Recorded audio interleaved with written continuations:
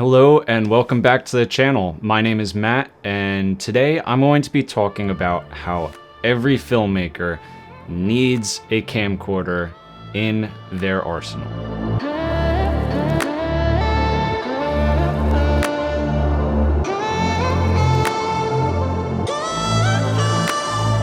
So about a year ago, I'd made a deal with myself that I would only buy a new camera if I was committed to filming 10 videos exclusively for my YouTube channel. A year later, and I've uploaded around 25 videos, each one of them utilizing said camera. The camera I purchased was a Panasonic AG-CX10. At the time, I was watching a lot of Brave Wilderness, a YouTube channel that focuses mostly on animals and wildlife and utilized a primarily camcorder-based production. Now, up to this point, I was a DSLR mirrorless cinema boy, always looking for the most cinematic and film quality video, so I really wasn't sure that I wanted to purchase a camcorder. After doing a lot of research and evaluating the projects I was working on at the time, I decided to give it a go, and I purchased the camera. After working with the camera for a few weeks, I decided to make a review video of the CX10, and it became my most popular video on the channel, almost 16,000 views. Now, a year later, I decided that I should reevaluate some of the statements I made in the first video and revise them. While this is a follow-up to my first review and many of my opinions and experiences are based on my workflow with the CX10, I also wanted to include some general observations for anyone who's considering purchasing a camcorder style camera. Because in 2021, there's an absolute blind spot for most people who have been told that large sensor cameras are the only way to go. With that said, let's get started with some of the pros and cons. Battery life. I always bring a second battery and consistently never use it. The battery lasts for about 4 to 5 hours with regular use. If you're straight shooting a long event or a live stream, maybe the battery would be more of a concern, but for my shooting habits, I barely ever have to worry about running out of battery. Recording formats. There are numerous options and settings for all scenarios, and I've found that whether I'm filming a cinematic vlog style video or play-by-play coverage for sports, there is a suitable file for all of my needs. Built-in ND. This is something that I don't think I could do without now that I've had it for the past year. The fact that I could be shooting in blinding sunlight and still be able to open up my iris to, as open as the camcorder will go, that is one of the best features of a camcorder. Time-lapse mode. Don't get me wrong, a lot of cameras utilize an interval meter now, but this is just super convenient and plays back based on the recording setting for this camcorder. This means if you're shooting in a certain format for your real-time footage, your time lapses will fit perfectly into your timeline, and when you view them in the playback mode on the camera, it's not like you have to scroll through a bunch of images. It plays back in real time. Audio workflow. The CX10 utilizes 2 full-size XLR jacks and a 3.5mm jack. This is incredibly useful for wireless and wired microphones for interviews, on-location shoots, and vlog-style shooting. I've noticed that this camera, along with most camcorders, generally provide better in-camera audio options, including physical dials and in-recording manipulations that allow for better audio monitoring than most large sensor cameras provide. I have a Zoom H6 that I need to bring on all of my shoots I'm using my cinema camera for because there aren't really any good audio control options in camera. This is one of the biggest differences I've seen in the camcorder workflow. Mobility.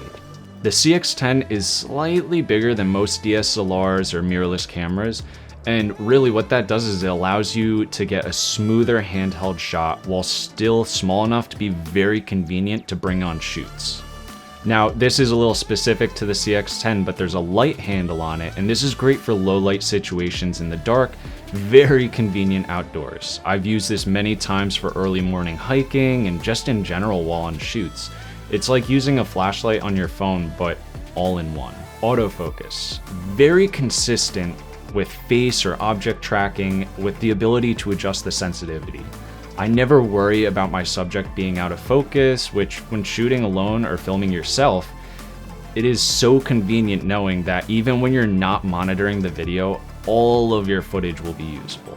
Dual SD with versatile card utilization. The CX10 has a dual SD slot with versatile card utilizations. So this means more recording time without changing out cards or even hot swapping cards when you're mid-shoot, and it allows for a higher or lower end quality based on the cards available. A camera's only good if you have the space to record. Another great feature about this too is there's no sensor on the door for the SD cards. So with most DSLRs, if you open up that door for the SD cards, it's gonna turn off the camera and stop your recording. With this camera, you're able to just flip the door open, do a hot swap if needed, and you're good to go. Full-size HDMI and SDI. Another great feature is the CX10 has full-size HDMI and SDI outputs. This is great versatility for broadcast and live streaming integration. Last thing I want to worry about is bringing 50 different converters with me, whether it's HDMI or SDI converters. So this is incredibly useful for an adaptable signal workflow. Here are some of the cons. Low light. The noise is very apparent in low light situations. The camera has a noise reduction feature built in, but the footage often looks very muddy and it doesn't stand up well to most DSLRs, cinema cameras, or mirrorless cameras. Depth of fields. Depth of field is another thing that a lot of people look for in cameras nowadays. Really easy to get really out of focus backgrounds.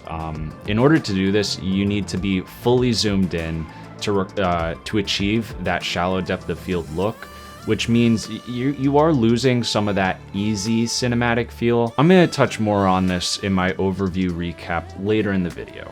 Servo lens. It's not mechanical, enough said.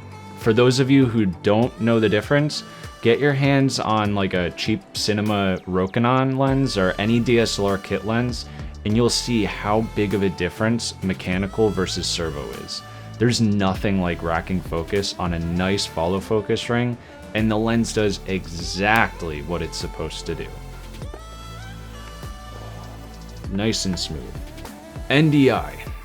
It sucks. It's not worth it. Again, maybe I haven't messed around with it enough. I paid an extra $300 to get this feature and tried getting it to work for a few hours, and I was lucky if a feed popped up every once in a while. This really isn't a Panasonic problem. It's, again, more of a new tech problem. I'm not too happy with the workflow. I'd rather just run an HDMI out to a Elgato capture device. It just works a lot better. Photos. This camera really can't take photos. And if you're like me, where you like taking a video and photos in the same shoot, you're kind of out of luck. You would need to bring an additional camera. This has been one of the biggest inconvenience if I had to single anything out, because it's so convenient on a DSLR or mirrorless camera, just switching from video to photo mode. And I think that is probably the biggest shortcoming when comparing the different camera styles. So if you couldn't tell, I am actually using a teleprompter just because I am terrible at staying on track with some of these ideas. For this part of the video, if you bear with me, I'm gonna just go over some of the topics and just talk about which camera style is better for different aspects of filming. The first thing I'm gonna talk about is sensor size. Obviously, in most camcorders, you're gonna be dealing with a smaller sensor size. In a lot of situations, it's not as big of a deal as people think. I think that was one of the most common comments I got on the last review video that I did.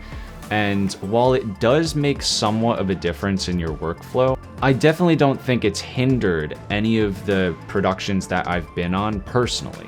While you may miss out on some of that really easy shallow depth of field look and that film style kind of look that's become really popular in the past couple of years, I don't think this has created a serious handicap on my workflow using the camcorder.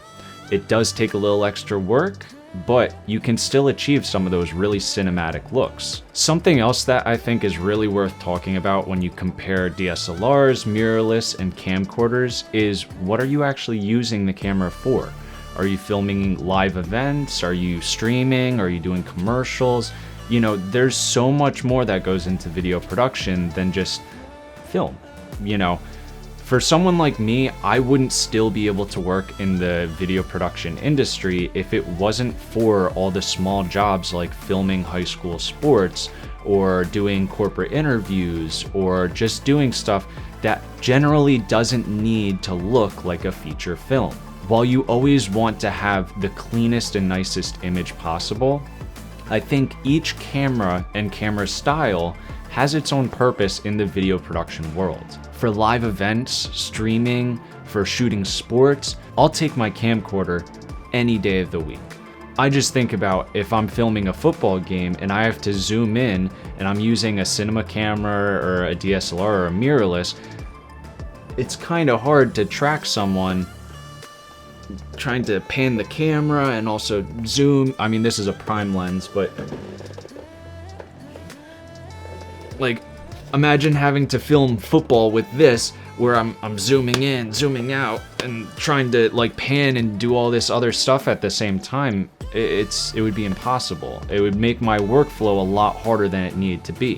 One of the best things about shooting sports and that kind of thing with a camcorder is the fact that you have these toggle zooms on the side of the camera, you have it on top, so you're never really focusing too hard on, moving the lens. It's much easier to get the shots that you need for those kinds of situations while having everything right here on the camera.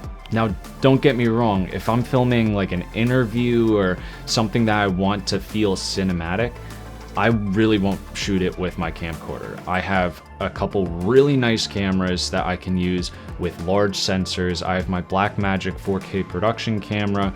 I've been filming a lot with the Canon R5. The cinematic feel that you get from a larger sensor camera, you can't really replicate that with a camcorder.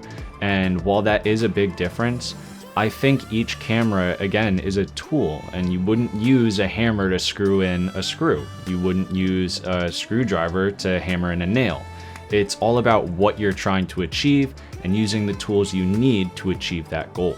The next thing I'm going to talk about is lenses. One of the most convenient things about the camcorder is never having to worry about swapping out a lens quickly or while you're on set. There's no better feeling than picking up my camcorder in a situation where I know I need to get a shot quickly and knowing that the lens is going to work. Before I had the camcorder, I would have different situations pop up in front of me that I wanted to film, but if I needed something really wide and I had a telephoto lens on or anything like that, or vice versa, I would have to switch out the lenses. I'm worried about my sensor getting exposed. It's very convenient having that built-in lens and knowing that it's going to work for almost any situation.